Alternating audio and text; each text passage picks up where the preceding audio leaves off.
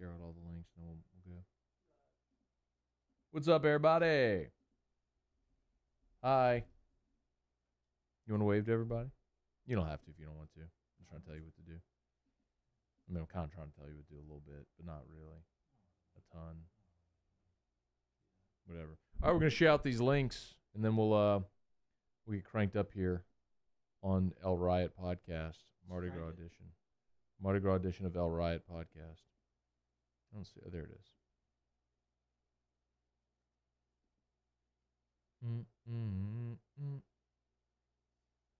Do you like Mardi Gras?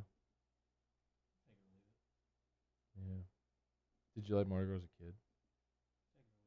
Oh, really? Hi, Tony Lightfoot.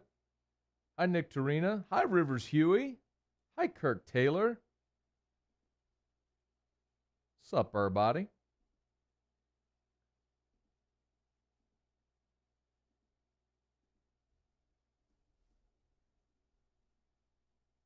All right, one more share on Twitter. And then we're going to start. Ow.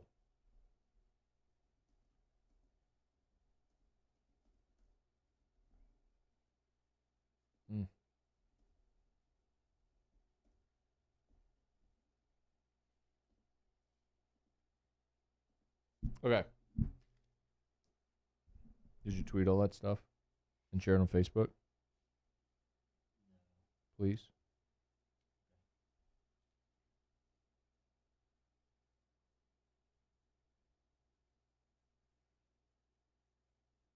Where's my folder?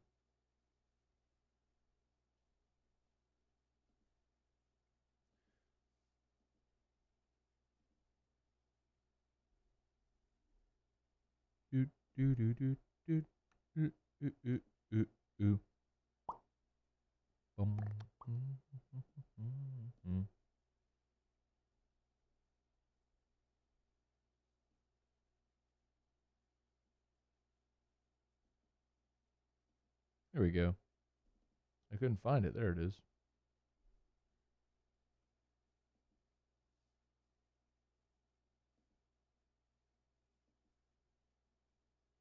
Okay, you ready? Yeah, I'm ready. Ready when you are. You ready? All right, here we go. Paul, you ready? Everybody who's watching, you ready? Please hit the share button if you're watching, by the way, on Facebook. That's a tremendous help to us. Thank you. It is. Thank you. Here we go. Why don't I hear it? The hell's my show open? That's not muted. Not hearing audio. Paul? Do you have the right pod up over there?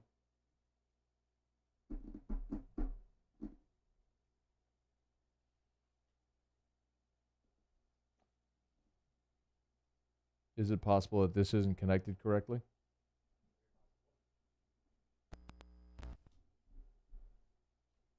If this doesn't work, we're going to say screw it and we're going to go with no audio today. It's not working. Stunned that something's not working. Screw it. Let's go. All right, Riot Podcast. Let's do it. We appreciate you for being here with us. I'm Matt. He's Ryan. We're brought to you by Prime Occupational Medicine. Thank you for being here with us. If you're watching on Facebook Live, we appreciate you. If you're listening to the podcast or watching us later, we appreciate you too. How are you, dude? I'm great. How are you? Good. Happy Mardi Gras. Happy Mardi Gras to you, my man. You a big Mardi Gras guy? You can take it or leave it. I mean, I don't not like it. Was there ever a point where you did like it? I think before I actually went and like experienced it, the thought of it I thought was going to be awesome. Like as a kid or as an adult? Kid. Yeah. As a kid. And it wasn't terrible when I was a kid. I'm not going to say like I have fond memories of going to parades. Yeah. I went to parades and stuff. Yeah. But as an adult, it really stresses me out. Yeah. Yeah. You know what would be when you even have more? kids and yeah. When you're a kid, you love the idea of it. When about going to get beads and everything, and then whenever you're like college age, you're all into the partying. Love it. And then when you have little kids, it's I guess fun for some to bring their little kids like to go catch beads. But then like as a parent, when your kids grow up and they become of Mardi Gras age, that's like horrifying. Bringing my children like once they could walk And we bring them to parades. And like last year, for instance, we're at a parade and I'm watching all three of them like run in between the floats to get beads. And like, I'm going, okay, we got to get out of here. This is too much. Yeah, I'm with you on that. I hate to be the Mardi Gras party pooper, but it's like I did Mardi Gras as a college student, like, the whole thing, the Bourbon Street, all the parades, the 4-day bender, all that, everything. And it's like I did that. And I'm good now. I'm good forever. Like, if I never go back, I'm good. We would sneak out, like, okay, so when you play baseball, once you get to high school, Mardi Gras technically out because you're playing tournaments or practicing or whatever, and it's well known, like, okay, nobody goes to New Orleans, nobody goes to any parades. But we would always, after practice, ease on over to New Orleans and catch a couple parades and come back. And even like college as well, like we do the same thing. I like how you say New Orleans. Yeah. Say it. New Orleans. New Orleans. Yeah. New Orleans. Is that it? Kind of roll it. I don't know. It's just funny how you say it. All right. So Riot podcast. Bianca. It's Bianco. By the way, I do want to talk about Drew Bianco as well. LSU baseball got swept over the weekend by Texas. We're going to go a little bit of a different angle on the podcast here today.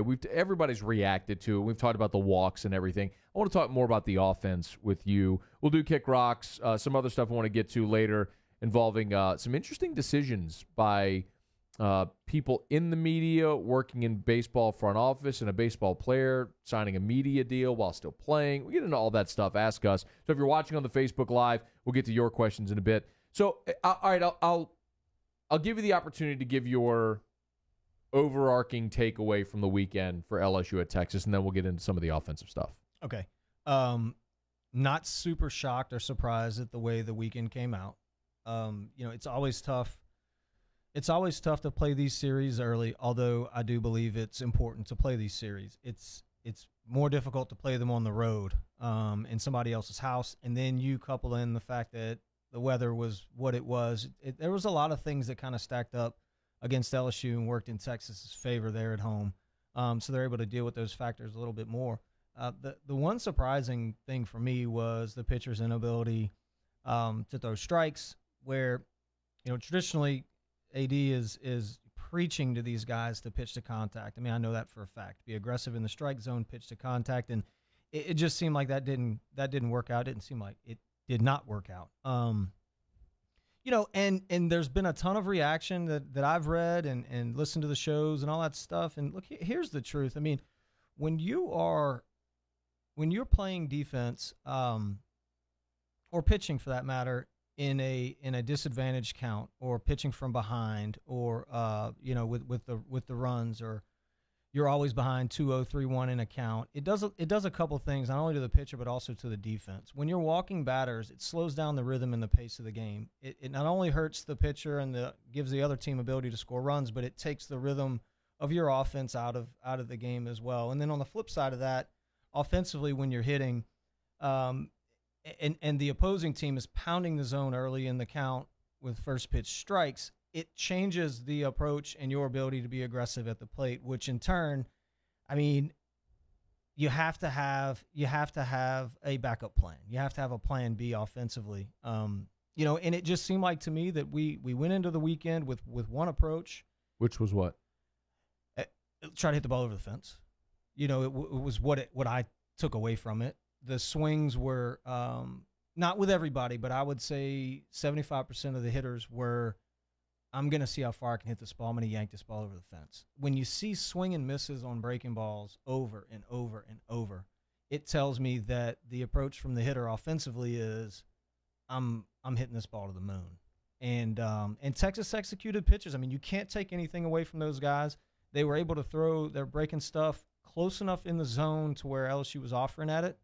And it caused for a really poor showing offensively. Look, we all know what happened with the pitchers, but sometimes, Matt, you got to win games 12-10, 10-9. I mean, and I was speaking to a couple of the players yesterday, like, you're not going to be sharp on both sides offensively and defensively every single game. And the mark of a good team is when the pitchers are struggling, offensively, you freaking figure a way out to score some runs. You grind out at bats, you get guys on base, and you pick those guys up, because there's going to be times throughout the season where those guys are going to be lights out, and you're going to win a game 1-0 or 2-1. And both sides of the ball, both offense and defense, really struggled. And it was a tough weekend, but a lot of good things I think can come out of it. And it seems like they're shaking up the rotation a little bit and kind of reevaluating where some of the pitchers are. I'm not sure now's the time to do that. Might be still a little premature for that, but we'll see what happens. I do think some changes need to be made, though. I don't think you change the rotation yet because I don't think you have the options to do it because Jaden Hill's not going to pitch again this weekend. You don't feel like Mikhail Hilliard is ready yet to extend, so you wouldn't start him. I mean, what options do you have? Cole Henry. If you're shaking it up. I think Cole Henry really threw the ball well. I know they didn't have a gun on him on Sunday, but, I mean, he was pretty dominant. Yeah. And I know they had planned for him at some point this season to get the ball and start a few games. So that would be the only spot, you're right, that I could see there. Would you start Henry in place of Walker on Sunday? I thought Walker threw the ball well except for one inning. No, I mean, I think Walker stays. Maybe Walker gets bumped up. Okay. So then would you take Marceau or Hess out? Marceau. So you'd leave Hess Friday, you go Walker Saturday, then Henry Sunday? Yeah, I mean, if anything were to change, I mean, then what do you do with Marceau? I'm not advocating that. I mean, Marceau push him back to midweek. He take some of the pressure off of him? He was good the first two outings. So do you hold that Texas outing against the guy who you had so much fanfare? No, he was good. He wasn't. But you got to take into consideration who he was pitching against. I mean, you have like a real team now. Mm-hmm. And I felt like the first two outings, although he was good, he wasn't aggressive with his pitches, and you saw it kind of exposed in the Texas game. Just nibble. When you have a good hitter with a good plan and a good approach, which Texas did, by the way, those guys, they have a pitch they're looking for, one pitch, one spot, and if it shows up, they're swinging, and if it doesn't, they're not. And we saw him kind of get exposed there. I mentioned this earlier, like during the middle of that at bat, he has to be able to pivot off of whatever his approach was and maybe attack the hitter differently. The catcher needs to maybe call timeout and say, okay, well, the whoever's calling the pitches needs to maybe go, you know what, this is what we were going to do with these guys, but man, let's kind of pivot here and change this. And truthfully, man, I say this all the time to Little League kids, and this is really the truth. When you get to a certain age in your development as a baseball player, 13, 14 years old, you've gotten all the information that a college hitter has. So let's just take my son, Houston, and Daniel Cabrera, for instance. I've given both of those kids the exact same amount of information in the same verbiage, and they've gotten it all, okay? The difference between Daniel and Houston is Daniel's done it thousands of more times. He's swung the bat more. It's consistency. So he has the confidence in his swing, middle of an at-bat, middle of a pitch sometimes, to make that adjustment, and he does. Okay, that's what makes him different. Houston, on the other hand, it's going to take him a week to make an adjustment. He hasn't done it as much, and he doesn't have the same confidence that Daniel has. The major league pitcher, the college pitcher, the minor league pitcher, and the high school pitcher, their ability to adjust is what separates them. That's the truth. And so with these teams, what I saw this weekend was LSU's inability to make adjustments both during the at-bat, post-game, and then taking it from the other game. It almost seemed like we went in Friday or Thursday night and said, hey, guys, this is what we're going to do. And they threw it on the wall, and it didn't work Friday night. Said, you know what, we're going to try it again. It didn't work Saturday night. You know what, we're going to try it again. It didn't work Sunday night. Like, they just didn't adjust, both pitching staff as well as the hitters. So, I mean, it's interesting. This isn't really the path I'd intended that we'd walk down 15 minutes into this already. I thought we'd go hitter by hitter, which I still want to do. So what should have been the approach then? If you said LSU went in there with the approach of just yanking the ball over the fence. This is what it looked like to me. Yeah. I could be totally wrong.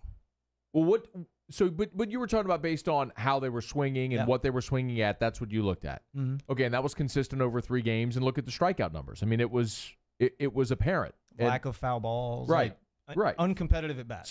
Swinging early in counts, which is something that I rail on often with this team. And have, quite honestly, Ryan, I mean, I have for a long time. It's just one of the things that's evident when you put it side by side against a team like Texas. But when you're when you're fastball hunting, you get it early in the count, and you swing at it, and you get 17 hits and you score 10 runs, it's hard to argue against it. Mm-hmm. But then you have weekends like this where there's a very stark contrast.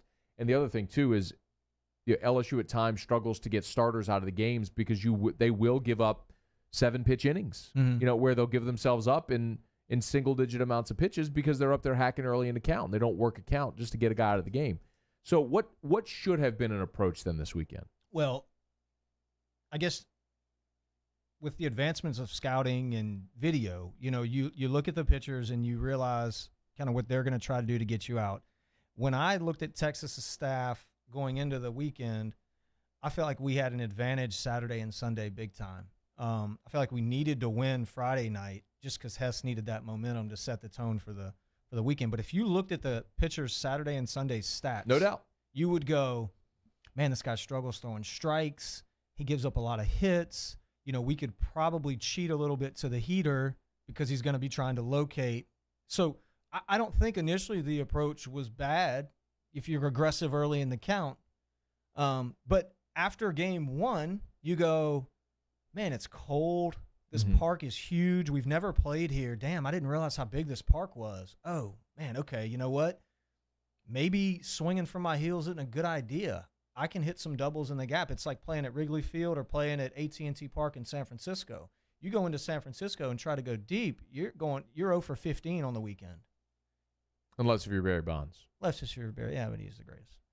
Okay, but so maybe you see the park Thursday night when you go through your warm-ups and go, you know what? Hey, guys, let's meet after this. We're going to pivot on this thing a little bit. This turf is extremely slow. I didn't realize how slow this was. Hey, bunts might work here. Let's play some small ball. There might be a reason why Texas plays small ball. No, you don't bunt. Cade Beloso could have bunted at 4 or 5 hits actually this weekend.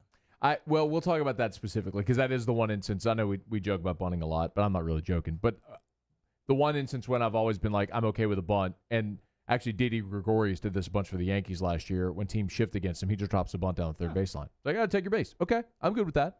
Well, you're not giving yourself up, and Beloso had the opportunity. There were some spots, too, where Brent Broussard, who can really run, could have laid a bunt down. If you're bunting for a hit and defensively the opponent is set up to where you can find a weak spot and take your base, okay. I'm more talking about I don't want to give up now. No, I hate sacrifice bunt. Yeah. All right, here we go. Let's go through LSU offensively.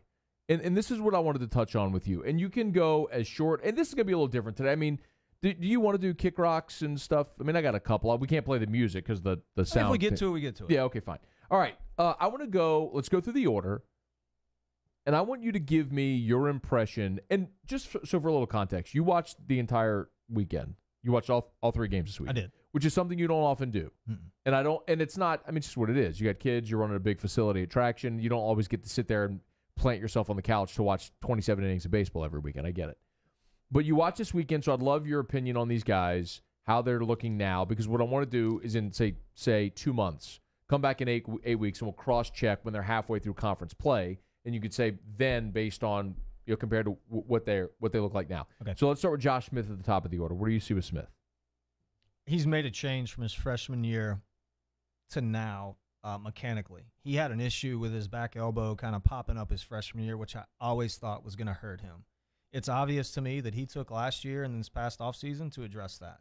Swing looks really good. Balance looks good. What I like most about Josh right now is his approach in the middle of the field. He had some pop early on as a freshman, hit some homers. Even last year came back and hit a homer. He's not forcing that. And because of that, he's being rewarded with base hits, and he's hitting 500. So I like where Josh is right now. Staying on the fastballs. Look, he's hitting leadoff. So your job is not to drive the ball over the fence. Your job is to get on base for the big boys behind you to drive the ball over the fence. And he's taken that role and really done a good job with it. I think he's in a good spot. Watson? So moving Watson from down in the order to the 2-hole, it's not necessarily a promotion because you're swinging the bat good. It's almost this guy's struggling a little bit. Let's get him going with some fastballs. 2 holes the best spot to hit in any lineup if you have a good lineup. If your leadoff guy's swinging the bat well, and if 3 and 4 are good, 2 holes kind of the forgotten spot. So wonderful idea to take him from where he was and put him in a 2 hole. Last year and the year before last with Zach, I was a little concerned because he can get very pull happy at times, depending on where he's sitting in the lineup. He's got a kind of a weird, unique swing where he gets on top of the baseball. Dude, he had a really good weekend. Stayed up the middle with some balls. Had a well hit ball to right center field, kind of against the wind that dropped in there for a hit. He's in again. Zach's in a good spot as long as he stays in the middle of the field. He can do some damage. Like I said, though, the 2 hole, I wouldn't be surprised if, in order to get, I'll just use somebody's example, Garza. Say we want to get Garza going. We know he can really swing the bat. Let's bump him up to the 2 hole. Because the 2 hole is traditionally a spot you're going to get a lot of fastballs away. Leadoff guy can run, might steal second. Catcher doesn't want to take a chance calling a breaking ball because the guy's going to steal second on him. So you get fastball. Well, they don't want to call it in because it's hard to throw the guy out at second, so the fastball's away. So if I'm hitting second, more times than not, I'm getting heaters away. And that's kind of where Zach is right now. Duplantis had been going awesome and really struggled this weekend. What do you see there? They pitched Duplantis really good. They did. They didn't make any mistakes on Antoine this weekend. I think, if I had to guess, Texas in their meetings said, okay, we're not going to let 2 guys beat us. Antoine Duplantis isn't going to beat us, and Daniel Cabrera is not going to beat us. Everybody else, good luck. But these 2 guys are going to get pitched hard to the point where I would rather walk them than those guys do any damage.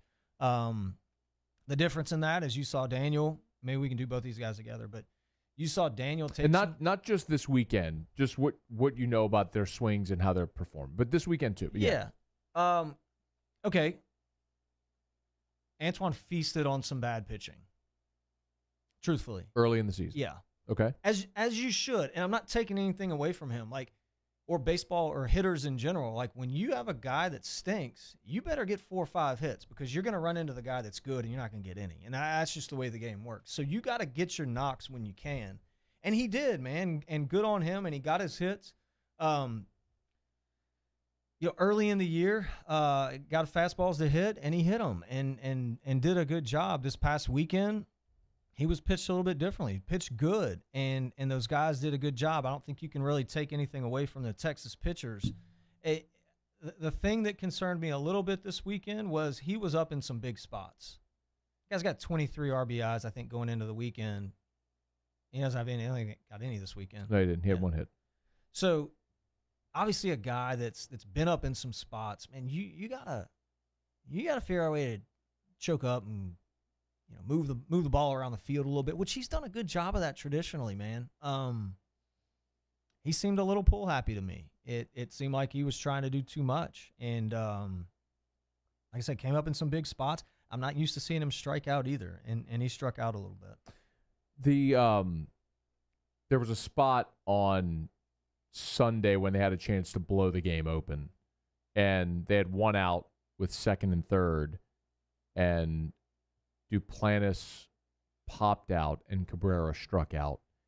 If either one of them come through with a hit in that situation, game's over. Yeah. You blow the game open, and you're probably on cruise control to the end. And David Pierce probably acknowledges as much as well, in the other dugout.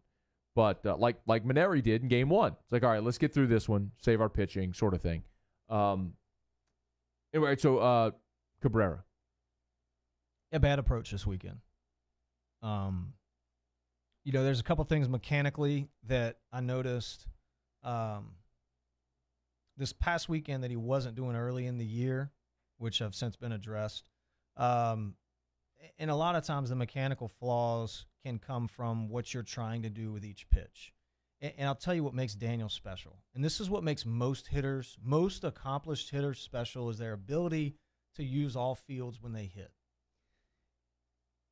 If you're a guy that can consistently get base hits the other way on any pitch whenever you want to, and you all of a sudden pivot on that and say, all right, now I'm going to hit homers, you've taken away the best part of your game. And what what I saw from Daniel this weekend was, I'm going to hit this ball to the moon. I'm going deep. You don't see those strikeouts with him. What was going on mechanically is he was never actually getting to his backside and sitting on his backside, which could be called a load, a gather. There's all kind of stack up. I mean, there's all kind of different verbiage that you would use. And people would think that you load so you can get more power and get more rhythm, which are results of a good load. But that's not why you load. You load in order to distinguish ball or strike, period. End of discussion. Talking about putting your weight on your back foot. Correct. So you get the weight back, right? As the pitcher's throwing, your weight goes back with him, right? The way I like to teach it, as the pitcher shows you his butt, that's when you kind of show him yours. And it's basically, it starts the rhythm of your swing, okay? You like that? Well, he wasn't doing that. So his load, he was getting back and then coming off of his backside, trying to go deep. Well, it does a few things to your swing. Primarily, the head's moving, 2 feet, and if the eyes and the head are moving, it makes it harder to see that baseball, which makes a lot of sense because he was swinging at balls in the dirt, which you never see him doing. Mm-hmm. So mechanically, he wasn't staying back on his backside. And I can just tell you the reason why he wasn't is because he was trying to yank the baseball. He took away the best part of his game, and because he wanted to do something different, and in turn, struggled a little bit. There's I'm reading the Facebook Live. Jacob said flip Watson and Duplantis in the lineup. Not a bad idea. And then there was another comment which said, disagree. I like lefty, righty, lefty to start. Which do you prefer? I don't think it really matters. I mean, if your lefties aren't getting hits and if your righties aren't getting hits, who cares? Yeah. You don't ever want to stack up, I think, multiple lefties. Or you do, maybe. I don't know. Because other teams can game plan their pitching rotation that way. You could they bring in a reliever to face 3 lefties in a row. Now you're compromised offensively, and you have to pinch hit or whatever it may be. LSU's got 3 lefties in their first 4 hitters right now. They do. But when they're going good, they're going good. Huh? Yeah. All right. I want to pick up with the bottom half of the lineup. Let's first tell people about Prime Occupational Medicine and all the great work that they do. And, of course, we appreciate Prime Occupational Medicine for sponsoring the Riot podcast every week. They're tagged in this post if you're watching us on Facebook, so please go like their Facebook page. Tell them about Prime. If you're a business owner and you want your employees to be as productive as you possibly can, you need Prime. What Prime can do is come in and make sure they're as healthy as one could possibly be, in turn making them as productive as they can for your business. Prime Occupational Medicine comes to your business, drug tests, physicals, whatever it may be, to get your workforce up to speed so they can be as productive as you can. Check them out at primeoccmed.com or give them a call, 225-749-5750. It's not just in Baton Rouge. It's all over the Gulf South. World. All over the world. So if you're a business owner, no matter where you're listening. Dubai. Saudi Arabia. They were there. Last week. That's what they do. Prime Occupational Medicine, primeoccmed.com. All right, Cade Beloso is an interesting one, and you and I have talked about him because in the opening weekend, one of the things that I loved about Beloso, his first start against Army when he hit the walk-off, he had a walk-off which he pulled to right field. He had a base hit to left field, and he lined out to center. He hit to all fields. It was one of the things I talked about. That was one of my takeaways from the first weekend. This weekend, Texas was shifting against Beloso, anticipating him to pull everything, and he hit into the shift every damn time. Mm-hmm. So what has happened from week 1 to this weekend with Cade Beloso? Texas's approach was obviously we are going to shift and we're going to pitch into the shift. So, yes, they moved all those guys over, and then they pounded him in, right? So everything was inside. What you can't do when you shift on a guy is now throw heaters or breaking balls away because it's easy for him just to poke it the other way. Now, as a hitter, you got 2 choices. You either, A, try to hit through the shift, which is what he did, or B, somehow stay inside that ball and shoot it the other way. You mentioned the second game, and it's interesting. I had never really seen him hit consistently. After I saw that game, I can remember thinking to myself, man, this kid's got an idea. Like, he's more than just a power guy, because all I heard in the fall, man, this guy hit the ball to the moon, and he's got super power, blah, blah, blah. Well, he was a real hitter. Like, he's not just a turn and burn. Let me see how far I can hit this ball, and he had good swings. And, I was confused, and Because yes, I mean they're throwing you in and you're shifted, but some of those balls he could have shot the other way. I'm not saying that that's the right approach for him, but if you're going to pull the ball and hit into the shift, you got to pull the ball in the air. I mean that ball you have to try to elevate as much as possible. Catch the ball out front, cheat to the heater in, get the barrel, the bat head out as far as you possibly can and elevate. And he did it once or twice on some foul balls that he destroyed. On Sunday, he pulled one probably about 450 feet. Yeah, I mean, it was to Houston, crushed over and the wind on it. The wind on Sunday was blowing directly to right field, so it went well over the bleachers down the third base line toward the right field wall. Yeah, he crushed it. And so he obviously took the approach of, you know what, I'm going to hit through this shift, which it didn't work out great. Looking back on it, you maybe lay down a bunt or two, depending on the situation. He tried to lay down a bunt, and a couple times just bunted him foul or nicked it and missed. It just, I don't think that's a guy that's probably ever laid down a bunt in his life. Yeah, maybe you should think about it. They're going to shift. I mean, Anyway, I do like him though. Yeah. I think Cade is he's not what I expected. He's more of a complete hitter than I thought he was going to be. Walk on, came to the program late, kind of wasn't sure if he was going to be here. And man, I think he's got a bright future. I do. The guy to me that's most perplexing is Saul Garza, because we just heard about all of his power, and that's what everybody talked about. Would he be the big bopper in the lineup? And I keep calling him Serrano. I mean, he's Pedro Serrano from Major League. He can't hit a breaking ball. It's not just that he struggles at times with the breaking ball, Ryan. It's every pitch in the at-bat is off speed. Like, he's not seeing a fastball because he just keeps swinging over the breaking pitch. So if you're Garza, how do you hit a breaking ball when you can't hit a breaking ball? Because that's all they're going to throw him? So mechanically, his swing's really good. Like, if you just look at it from the side. What do you like about Garza's swing? He's balanced. His rhythm is good. He takes the same swing every time. It's a repeatable swing. I mean, the swing itself is good, which is weird, and so if the swing is good mechanically, and he's 6'4", he's a monster. So if you're a big guy with a really good swing, but you're not getting hits, like any hits, let me ask you, what do you think would be the issue there? Like, what could be going on?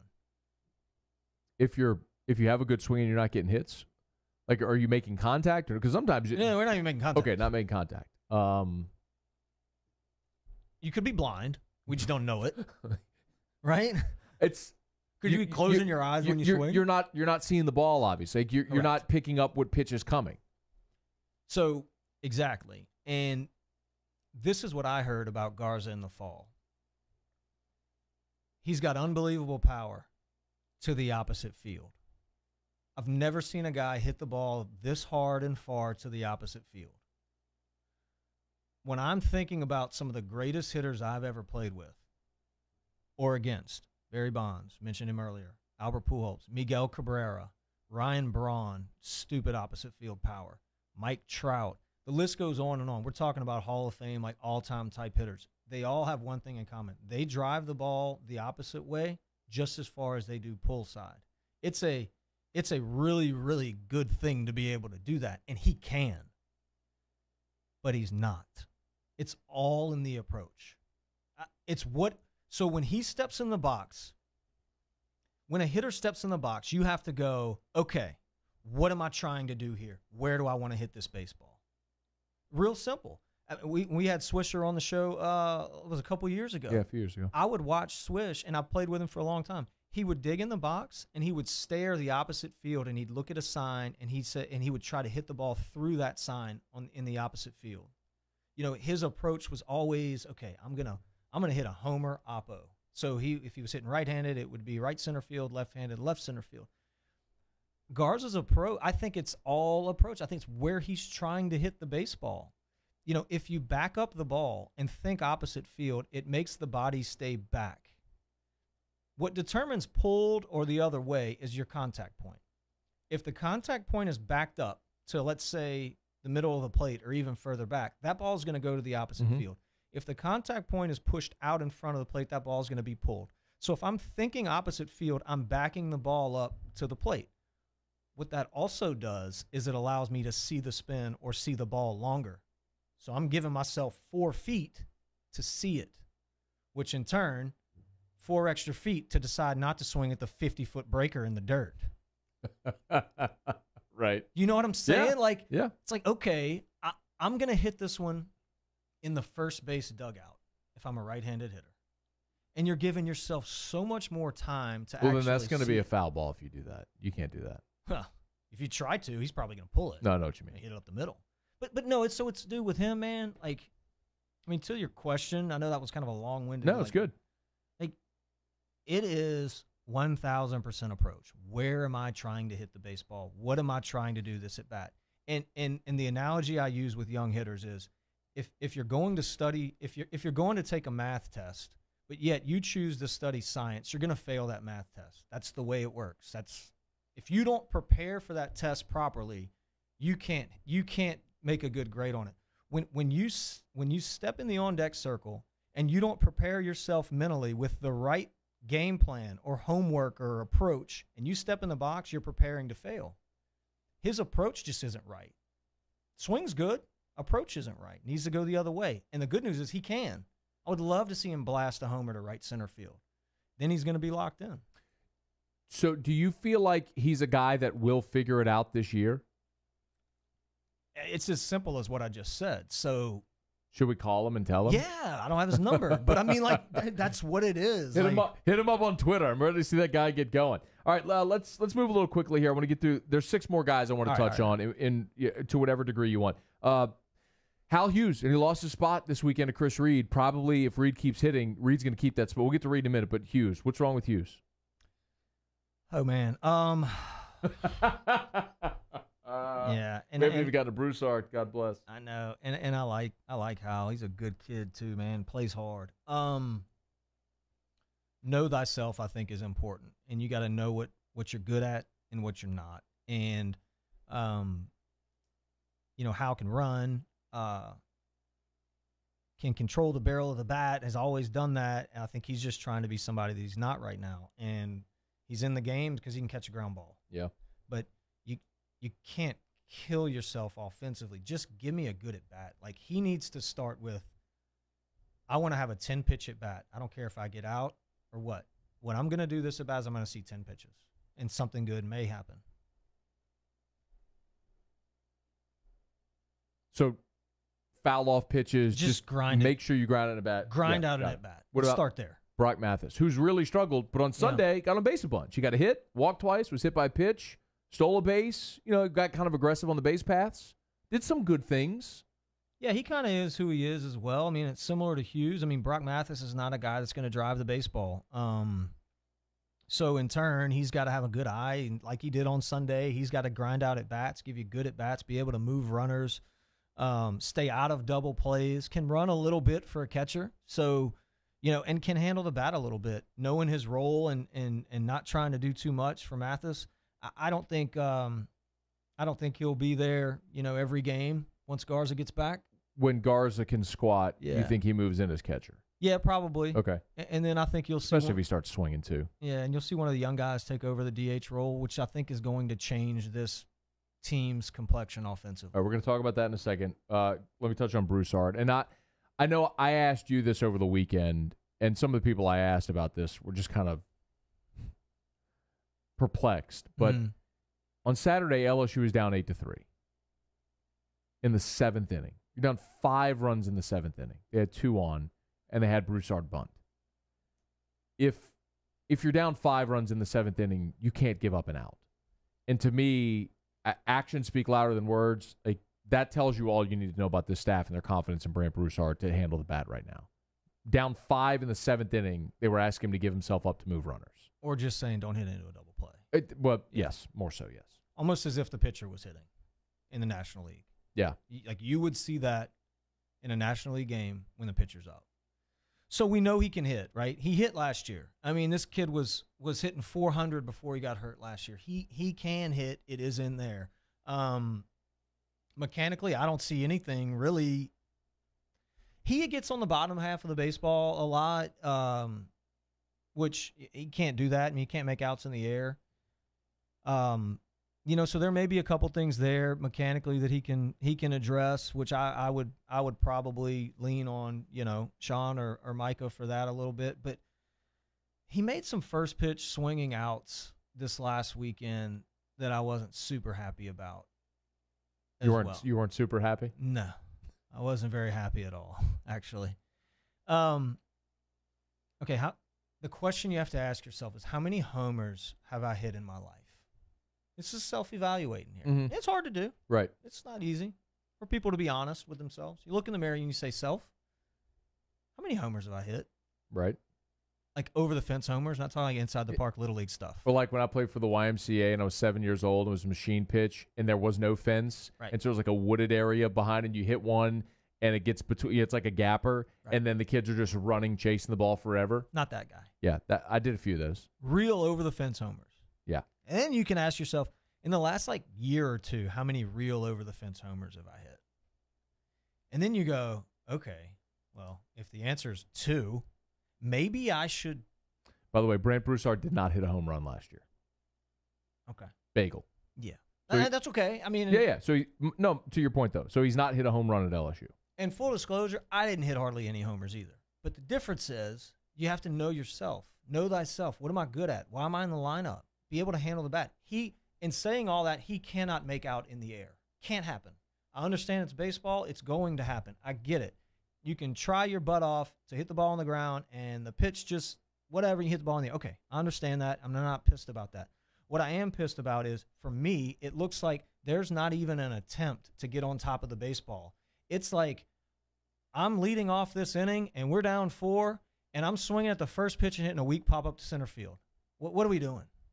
It's an approach. It's a thought process. It's a mindset. I know that he knows better too. That's the thing. This guy understands baseball. His dad is a brilliant baseball man and a guy that coached me. Brant is caught up in the moment a little bit, trying to do too much. He's trying to get 15 hits and 1 at bat. He's trying to get back to 300 and 1 at bat. Let me do something great here, and where in reality it's a no. Let's start with, give me a really good Brant Broussard at bat. Give me a 6 or 7 pitch, 8 pitch at bat, foul a couple off, hit me a line drive over the second baseman's head. I know you can do that. I've seen you do it 100 times.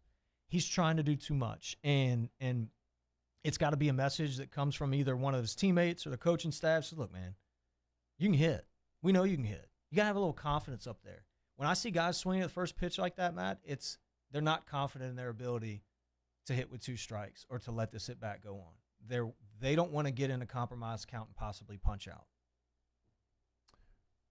What worked well for Chris Reed this weekend? I mean, he just oozes confidence, doesn't he? It's unbelievable. When on a weekend when nobody else is hitting, he went up and he was poking hits.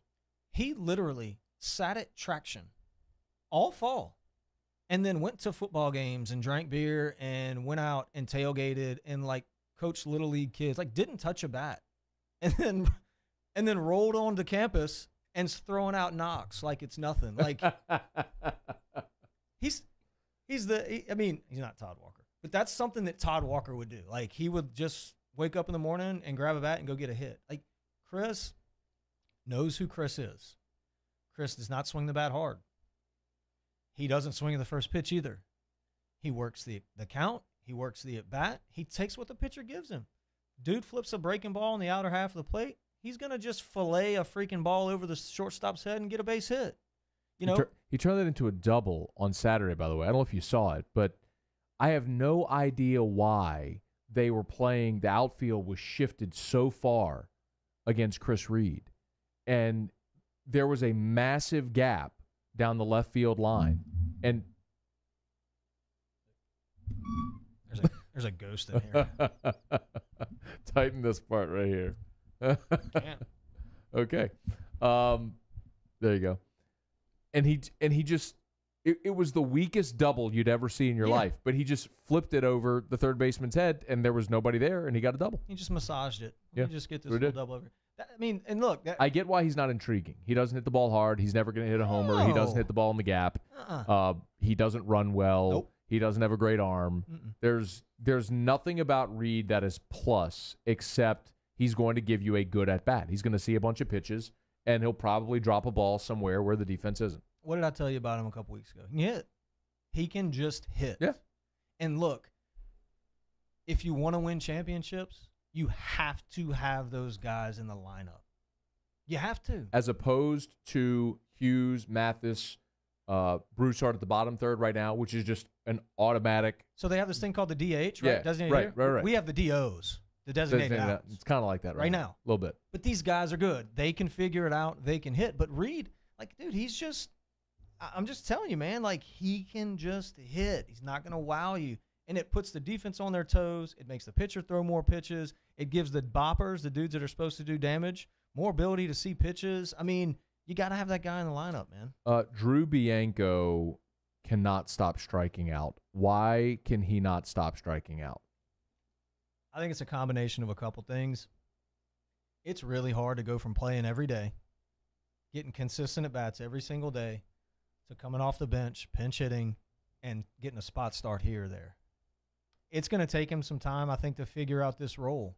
And, you know, hopefully he will. But the hardest job in baseball is a pinch hitter. 7 strikeouts and 17 at-bats. Yeah. That's rough. It's tough, man. Yeah, he's struggling.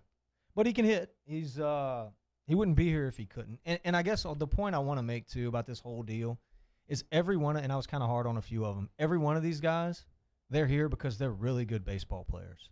And every single one of them are an adjustment or two away from being very good. You know, and that's the good news. Like, Hal's struggling right now. Brant's struggling right now. Garza's struggling right now. Look, Hal Hughes can play. We all know that. Brant Broussard was hitting 400 last year. Garza hit 28 homers last year. Like, these are good players, man, and they're close. They're close, but they're not quite there yet.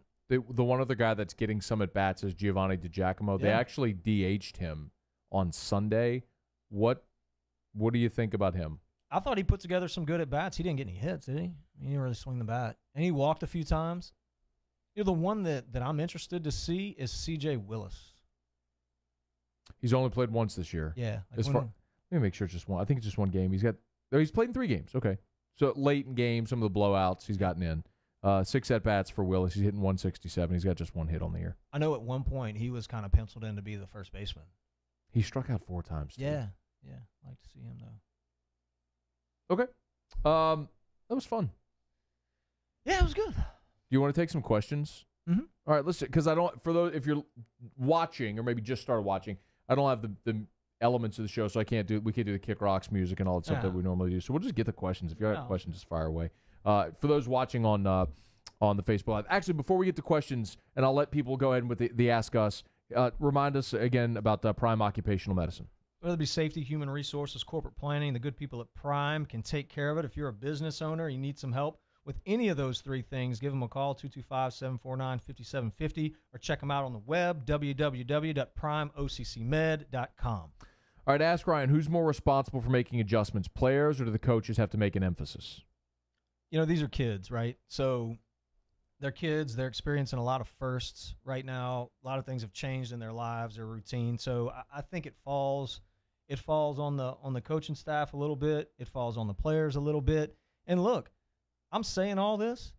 The message could be exactly what I'm saying.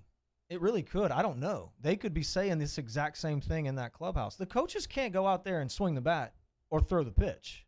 Okay, and so we could sit here and bash coaches or whatever it may be, but I'm just telling you, like these are. It could be one of those things where the kids just aren't getting it done.